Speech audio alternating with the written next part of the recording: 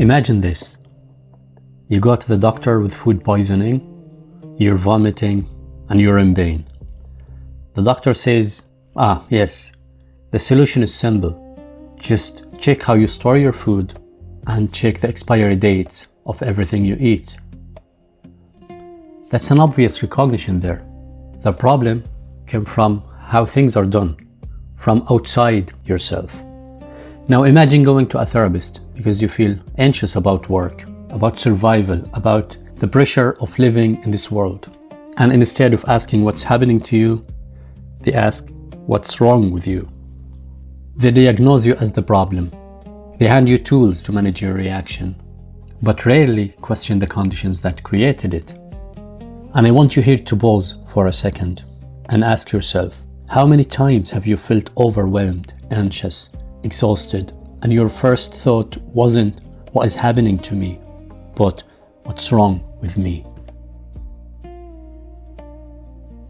Assalamu alaikum. I am Talha Al-Ali. Today, we are stepping into what I believe is one of the most critical sections of this work. Chapter 4, Social Justice and Decolonized Psychotherapy.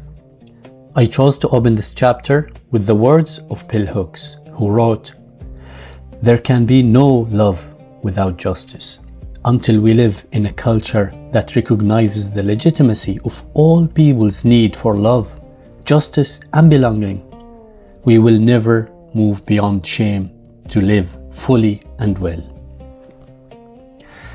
In the world of psychology, we are often trained to view social justice as something that happens outside the therapy room, as activism, policy work, or community organizing. But decolonized psychotherapy argues that social justice is the very foundation of mental health. We cannot talk about healing and mind if we ignore the architecture of the world that mind is forced to navigate. Social justice is the pursuit of the equitable distribution of power, wealth, and resources. For us as practitioners, this means moving beyond the individual and recognizing that poverty, racism, economic violence, structures of harms are not just social issues. They are clinical realities that live in the body and the blood of our clients. Speaking of the biology of poverty, we need to take a look at hard data. Decades of epidemiological research confirms that poverty is one of the most potent determinants of mental health outcomes. The World Health Organization confirms that economic deprivation is directly linked to higher rates of depression, anxiety, and post-traumatic stress disorder, PTSD. But I want to go deeper than statistics. This is a biological reality. Chronic financial insecurity activates a sustained stress response via the hypothalamic pituitary adrenaline axis, which is HPA. When a client lives in a state of constant survival stress, never knowing if they can pay rent or buy enough food, their brain and body are physically altered. And this leads us to look at the failure of traditional frames. Traditional psychotherapy often fails here. It pathologizes the person rather than the condition. If a client is anxious because they face an imminent eviction, calling that generalized anxiety disorder is a form of epistemic violence. Their symptoms are rational responses to irrational conditions. Cognitive restructuring cannot stop an eviction, and pharmacotherapy cannot resolve the despair of generational poverty. Take, for example, the single mother in her 30s who works 2 minimum wage jobs and still can't meet with her family's basic needs. She would come to the therapy room with severe depression and a deep sense of failure as a parent. But she wasn't a failed parent. She was a victim of neoliberal policies that make survival without burnout impossible.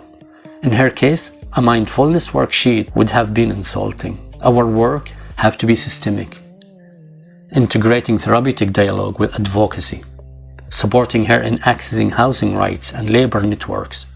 And decolonized practice, advocacy is an important part of our intervention. And the science have shown us that adverse childhood experiences have an effect on life expectancy, where it can shorten it. And growing up with severe stress, anxiety, violence can in the future lead to physical diseases, heart diseases, diabetes, weakening immune system, and so on.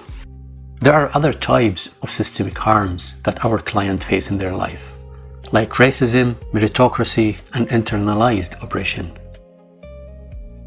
We must confront how racism acts as a structural force in the room. Meta-analysis show strong link between racial discrimination and elevated symptoms of trauma. For many years, these burdens are compounded by economic inequality, creating intersectional layers of oppression. This leads us to look into the myth of meritocracy. It is not just the physical reality of racism, it's the psychological script that comes with it.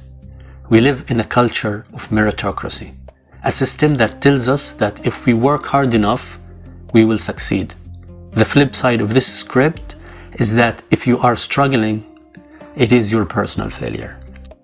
And once we are convinced that our shortcomings are personal failures, this will bring us into the circle of intense guilt, not feeling good enough, not feeling strong enough, and it affects our self-worth. And that's what our clients would deal with: internalized oppression, internalized self-blame. Now here, there is a radical shift that needs to happen. We might need in the therapy room to politicize the client pain, shift the blame from the client's character to the structures that had failed them. To do this work, we must dismantle the institutional power structures within the therapeutic relationship itself. Foucault critiqued traditional hierarchies where the therapist is the expert and the client is a passive recipient.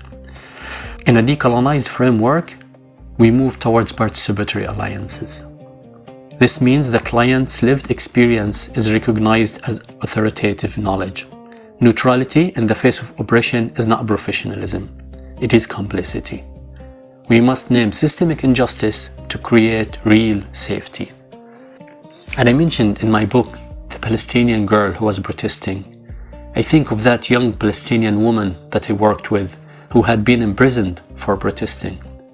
She had endured isolation and interrogation. Her symptoms, her anger, her hypervigilance were not pathologies. They were expressions of moral clarity and cultural survival. We did not focus on reducing her symptoms. We focused on post-traumatic growth through political consciousness. She told me they broke my body, but they could not take my story. They could not take my pride. Our sessions became a site of rehumanization, where her resistance was validated as her greatest psychological strength. Now, if we accept that current system is failing, we must look for models that work. Trauma recovery centers, TRCs, these models, like the one in San Francisco, prove that when you integrate therapy with legal aid, housing support, and medical care, PTSD symptoms decrease far more effectively than with talk therapy alone. Another great example is the Soteria project.